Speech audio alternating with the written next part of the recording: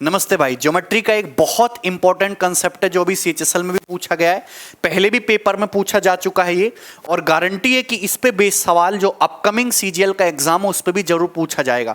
तो इस कंसेप्ट को आज मैं पूरी तरीके से ध्वस्त कर दूंगा, डिटेल में आपको समझाऊंगा कि है क्या।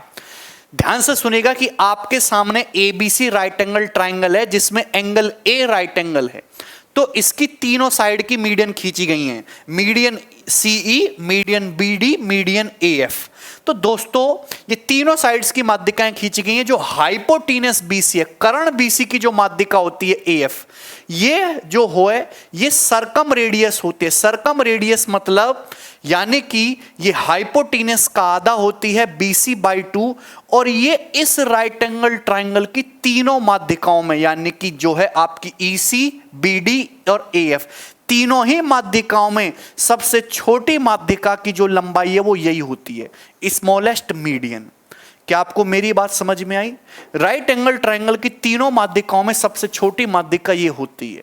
दोस्तों ये जो पॉइंट होता है F, ये जो पॉइंट है ये हाइपोटीनस का मिड पॉइंट है, यही राइट एंगल ट्राइंगल का सरकम सेंटर भी होता है, परिकेंद्र होता है। ये राइट एंगल ट्राइंगल का सरकम सेंटर है, परिकेंद्र। ये जो 90 डिग्री वर्टेक्स पॉइंट है ये राइट एंगल ट्राइंगल का ऑर्थो सेंटर है यानी कि लंब केंद्र, ऑर्थो सेंटर लंब केंद्र। तीनों माध्यिकाएं एक दूसरे को यहां पे काट रही हैं दोस्तों, ये सेंट्रोइड है यानी कि केंद्रक। तो ऑर्थो सेंटर, सेंट्रोइड, सरकम सेंटर एक ही लाइन में होंगे। ये जो रेशियो है दोस्तों 2:1 का होगा। पेपर में जरूर सवाल आता है कि राइट एंगल ट्राइंगल की हाइपोटीनस की लंबाई दे देगा और आपसे ऑर्थो सेंटर और सेंट्रोइड के बीच की डिस्टेंस पूछता है कि ऑर्थो सेंटर और सेंट्रोइड के जो बीच की डिस्टेंस है यानी कि आपसे ये पूछी जाती है, तो ये जो लेंथ होगी ऑर्थो सेंटर सेंट्रोइड के बीच की दूरी, ये क्या होगी मेरे दोस्त? ये हाइपोटीनस का BC का 1/3 होती है, BC/3। तो ये बहुत छोटी छोटी सी बातें मैंने आपको समझाई। अब मैं अपने मेन कंसेप्ट की तरफ आता हूं जो मैं आज आपको बता रहा हूं। ध्यान से सुनिएगा, ये ABC राइट एंगल ट्राइंगल, इसकी तीनों वही माध्यिकाएं खींची गई हैं। आप बोलोगे जी सर, तो BC तो हाइपोटीनस है, इसको हटाओ। AC और AB क्या है? लेग्स हैं। तो लेग्स की जो मीडियन है CE और BD, CE और BD इनके स्क्वायर का सम BD square plus CE square बराबर क्या होता है? हाइपोटीनियस BC का स्क्वायर प्लस DE का स्क्वायर। DE ये लेंथ है। हाइपोटीनियस BC का स्क्वायर प्लस DE का स्क्वायर। आप बोलोगे जी सर, लेग्स की मीडियन के स्क्वायर का सम CE square plus BD square बराबर हाइपोटीनियस BC का स्क्वायर प्लस लेग जो ये जो लेंथ है DE का स्क्वायर। भाई ये DE क्या है? D साइड AC का मिड पॉइंट है, और ये E क्या है? तो आप कहोगे सर E साइड AB का मिड पॉइंट है। तो मिड पॉइंट थ्योरम से जो DE है, ये मिड पॉइंट थ्योरम से हाइपोटीनस का आधा ही, तो ही मिड पॉइंट थ्योरम से, यानी कि एक्चुअल में ये DE हाइपोटीनस का आधा सरकम रेडियस ही है, कैपिटल R। तो अगर मैं यहां DE की जगह BC/2 रख दूं तो कंसेप्ट क्या हो जाएगा भाई? BC square plus BC square बटे 4, तो 5BC स्क्वायर बटे 4 हो जाएगा। 4 की गुणा इधर होगी, यानी कि रिलेशन तैयार हुआ राइट एंगल ट्राइंगल की लेग्स की मीडियन और हाइपोटीनस में। 4 times of BD square plus CE square बराबर 5 टाइम्स ऑफ हाइपोटीनियस BC का square. This is one of the important theorem, this is one of the important theorem. Clear है? 4 times of BD square plus C square बराबर 5 times of हाइपोटीनस का square. एक बात और मेरे दोस्तों, ये जो AF है ये हाइपोटीनस की माध्यिका है। हाइपोटीनस की माध्यिका सरकम रेडियस के बराबर होती है BC का आधा, यानी कि BC जो है वो सरकम रेडियस का डबल है। BC का मतलब 2R, तो अगर हम BC की जगह 2R रखेंगे तो ये 2R का स्क्वायर 4R स्क्वायर हो जाएगा। यहाँ पे 4 से 4 कैंसल आउट हो जाएगा, तो BD square plus CE square बराबर 5 times of R square. BD square plus CE square बराबर 5 times of R square.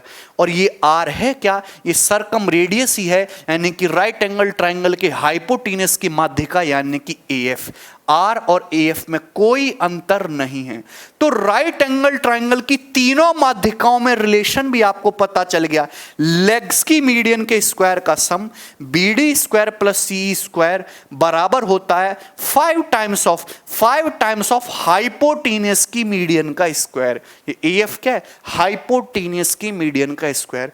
BD square plus C square बराबर 5 टाइम्स ऑफ हाइपोटेनियस की माध्यिका का स्क्वायर। ये तीनों माध्यिकाओं में सबसे छोटी होती है। ये इंपॉर्टेंट कंसेप्ट है। आने वाले जमाने में ऐसे भी सवाल आपको दिखाई देगा कि राइट एंगल ट्रायंगल की लेग्स की मीडियन दे देगा और आपसे हाइपोटेनियस की मीडियन या सर्कम रेडियस पूछेगा तो आप डायरेक्ट यहां से निकाल सकते हैं। ठीक है। सीएचएसएल के पेपर में भी लेटेस्ट क्या सवाल पूछा गया वो मैं आपको कराता हूं।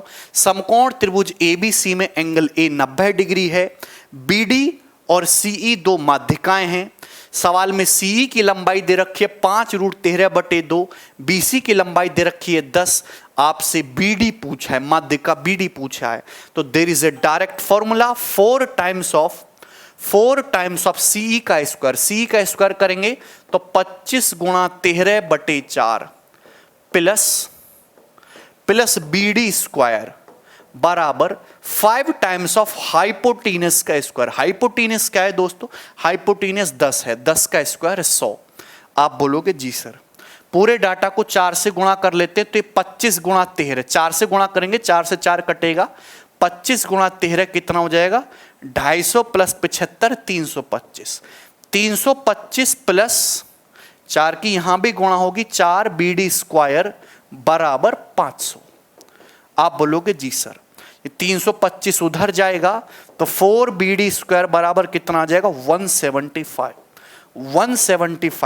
तो बीडी स्क्वायर 175/4।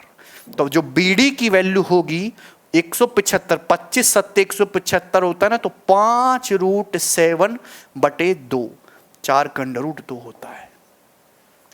यानी कि आपको 2 लेंथ दी जाएंगी और तीसरी लेंथ आपसे पूछेगा।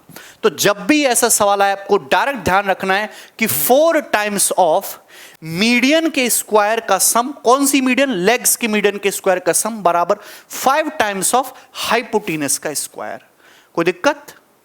किसी भी बच्चे को इसमें कोई संदेह? तो ये मैंने आपको शॉर्ट नोट बताया है, आप इसको अपनी कॉपी में जो भी आप डायरी बना रखे हो उसमें नोट कर लीजिए। ठीक है, चलिए दोस्तों।